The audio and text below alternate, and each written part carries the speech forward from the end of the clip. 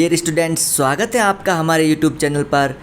Students, आज की इस वीडियो में हम बात करेंगे एनसीईआरटी सॉल्यूशन फॉर कक्षा 8। विषय होने वाला है सामाजिक विज्ञान, इतिहास हमारे अतीत। चैप्टर होगा संख्या 7, अध्याय 7, महिलाएं, जाति और सुधार।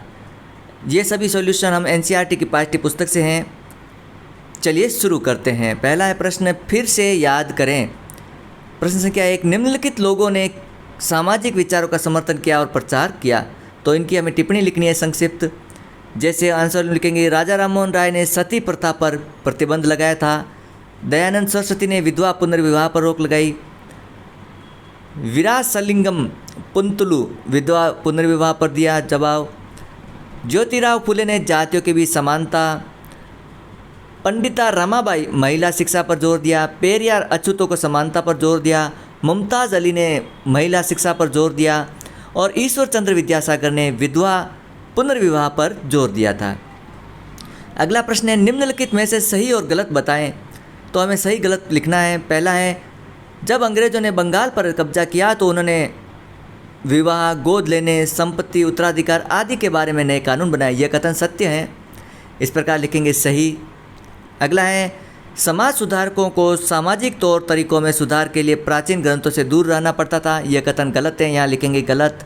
सुधारकों को देश के सभी लोगों का पूरा समर्थन मिलता था। यह कथन गलत है। बाल विवाह निषेध अधिनियम 1829 पारित किया गया था। यह कथन गलत है। आइए विचार करें। प्रश्न संख्या 3 है, प्राचीन ग्रंथों के ज्ञान से सुधारकों को नए कानून बनाने में किस तरह मदद मिली। तो आंसर लिखेंगे, कानून बनाने में मदद मिली। संचार के नए तरीके विकसित हो गए थे। पहली बार किताबें, अखबार, पत्रकारिताएं, पर्चे और पुस्तकें छप रही थी। ये चीज़ें पुराने साधनों के मुकाबले सस्ती थी, इसलिए ज़्यादा लोगों की पहुंच में थी।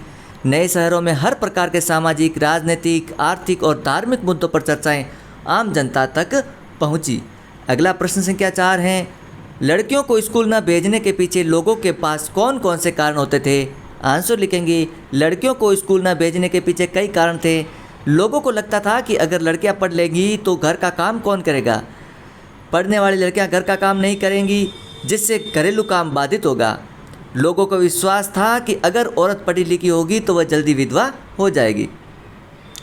अगर लड़की पढ़ी लिखी होगी तो संपत्ति पर अपना अधिकार जमाना शुरू कर देगी। लड़कियां स्कूल कैसे जाएंगी, सार्वजनिक स्थानों पर कैसे निकलेंगी, सब कारण थे स्कूल न भेजने के। अगला है प्रश्न संख्या 5, ईसाई प्रचारकों की बहुत सारे लोग क्यों आलोचना करते थे। तो आंसर लिखेंगे, कई लोग जाति आधारित समाज के आदिवासी समुदायों तथा पिछड़े वर्गों से होने वाले अन्याय से दुखी थे।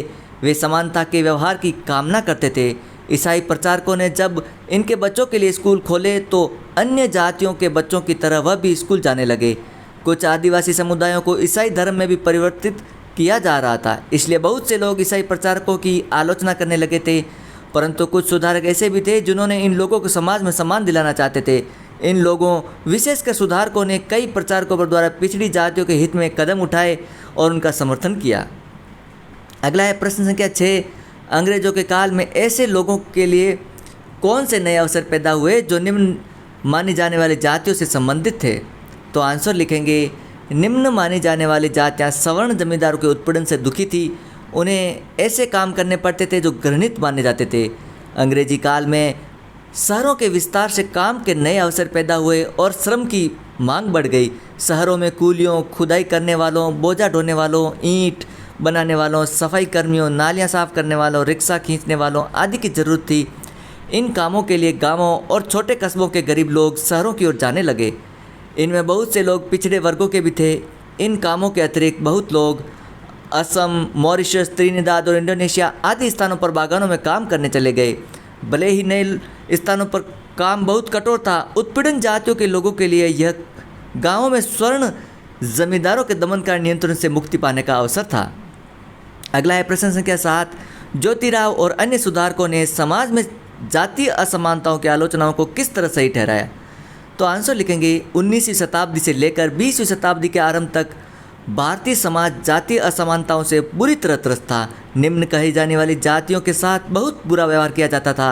अतः तत्कालीन समाज सुधारकों ने अन्याय के विरुद्ध जोरदार आवाज़ लगाई। इन सुधारकों में थे Jyotirao Phule, doctor B R Ambedkar, Naicker आदि। अपनी बात को सही ठहराने के लिए ज्योतिराव ने ब्राह्मणों के इस दावे का जोरदार खंडन किया कि आर्य होने के नाते वे दूसरों से श्रेष्ठ हैं। उन्होंने तर्क दिया कि आर्य विदेशी थे जो बाहर से आए थे। उन्होंने यहाँ के मूल निवासियों को हराकर अपना दास बना लिया। जब आर्यों ने अपना प्रभुत्व स्थापित कर दिया तो वे पराजित जनता को नीच तथा निम्न जाति मानने लगे। फूले का मानना था कि ऊंची जातियों का उनकी ज़मीन और सत्ता पर कोई अधिकार नहीं है। यह धरती यहाँ के देश के लोगों की है जिन्हें आर्यों ने निम्न जाति का नाम दे दिया। फूले के अनुसार आर्यों के शासन से पहले यहाँ स्वर्ण युग था। उस समय योद्धा किसान जमीन जोतते थे और मराठे देहात पर न्याय संगत और निष्पक्ष तरीके से शासन करते थे। इसलिए जाति भेदभाव समाप्त होना ही चाहिए। राजा राम मोहन राय ने जाति व्यवस्था की आलोचना करने वाले एक प्राचीन बौद्ध ग्रंथ का अनुवाद किया। कुछ सुधारकों ने भक्ति परंपरा को अपनी आलोचना का आधार बनाया जो जाति असमानताओं की कट्टर विरोधी थी। पूर्वी बंगाल में हरिदास ठाकुर ने जाति व्यवस्था को सही ठहराने वाले ब्राह्मणों की ग्रंथों को चुनौती दी। अगला प्रश्न है, फूले ने अपनी पुस्तक गुलाम गोरी को गुलामों की आज़ादी के लिए चल रहे अमेरिकी आंदोलनों को समर्पित क्यों किया? आंसर लिखेंगे, डॉक्टर अंबेडकर जी ने मंदिर प्रवेश आंदोलन 1927 में शुरू किया। इसमें समाज के पिछड़े वर्गों ने बड़ी संख्या में भाग लिया क्योंकि उन्हें मंदिरों में प्रवेश की अनुमति नहीं थी। ब्राह्मण पुजारी इस बात पर बहुत आग बबूला हो गए कि पिछड़े वर्गों के लोग भी मंदिर के जलाशय का पानी प्रयोग कर रहे हैं। 1927 से 35 के बीच अंबेडकर जी ने मंदिरों में प्रवेश के लिए ऐसे 3 आंदोलन चलाए। वह पूरे देश को दिखाना चाहते थे कि समाज जाति पूर्वाग्रहों से पूरी तरह ग्रस्त है। वह इन पूर्वाग्रहों को मिटाकर सामाजिक समानता को दूर करना चाहते थे और पिछड़े वर्गों के लोगों की सम्मान दिलाना चाहते थे। अगला प्रश्न है, मंदिर प्रवेश आंदोलन के जरिए अंबेडकर क्या हासिल करना चाहते थे? आंसर लिखेंगे, ज्योतिराव फूले तथा रामास्वामी नायकर ने महसूस किया कि राष्ट्रीय आंदोलन जातीय असमानता पर आधारित हैं। इसमें सभी जातियों को समान दर्जा प्राप्त नहीं है। नायकर कांग्रेस के सदस्य बने थे। उन्हें उस समय बहुत निराशा हुई जब कांग्रेस ने एक भोज में उच्च तथा निम्न कही जाने वाली जातियों के लिए अलग अलग बैठने की व्यवस्था की गई। हताश होकर उन्होंने पार्टी छोड़ दी और राष्ट्रीय आंदोलन के आलोचक बन गए। उनकी समझ में आ गया था कि उन्हें अपने अधिकारों तथा स्वाभिमान के लिए स्वयं लड़ाई लड़नी होगी। इस लड़ाई को उन्होंने स्वाभिमान आंदोलन का नाम दिया। उनके आंदोलन को देखते हुए कांग्रेस ने अछूतोद्वार का भी राष्ट्रीय आंदोलन का लक्ष्य घोषित कर दिया। अगला है प्रश्न संख्या 10, ज्योतिराव फूले और रामास्वामी नायकर राष्ट्रीय आंदोलन की आलोचना क्यों करते थे? क्या उनको आलोचना से राष्ट्रीय संघर्ष में किसी तरह की मदद मिली? आंसर लिखेंगे, ज्योतिराव फूले और रामास्वामी नायकर राष्ट्रीय आंदोलनों के आलोचक थे। उनके अनुसार उपनिवेशवादी और उच्च जातियाँ दोनों बाहरी थे और उन्होंने स्वदेशी लोगों पर अत्याचार किया और उन्हें अपने अधीन कर लिया और उन्हें निम्न वर्ग मानते थे। ज्योतिराव फूले ने उच्च जाति को बाहरी लोगों के रूप में माना था जिन्होंने लोगों को अपनी ज़मीन पर प्रताड़ित किया और उन्हें निम्न जाति के रूप में माना। उनके अनुसार उच्च जाति के लोगों ने राष्ट्रवादी आंदोलनों में भाग लिया ताकि एक बार उपनिवेशवादी देश छोड़ दें वे फिर से निचली जातियों के लोगों पर अपनी शक्ति का उपयोग कर सकें। आरएन के अनुसार रामास्वामी नायकर द्रविड़ संस्कृति के सच्चे समर्थक थे जिन्हें अछूत माना जाता था और ब्राह्मण द्वारा उत्पीड़ित किया जाता था। उनका मानना था कि निचली जाति को अपनी मर्यादा के संघर्ष करना पड़ेगा।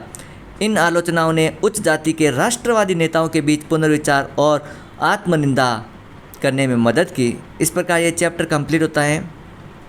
छात्रों, यदि आपको इसका PDF चाहिए तो वीडियो के डिस्क्रिप्शन में वेबसाइट का लिंक दिया गया है, आप वहां जाकर के इसको PDF को डाउनलोड कर सकते हैं। वीडियो अच्छा लगे तो लाइक और शेयर कीजिएगा। चैनल पर पहली बार हो तो चैनल को ज़रूर सब्सक्राइब करें। मिलते हैं एक अन्य चैप्टर के सॉल्यूशन के साथ।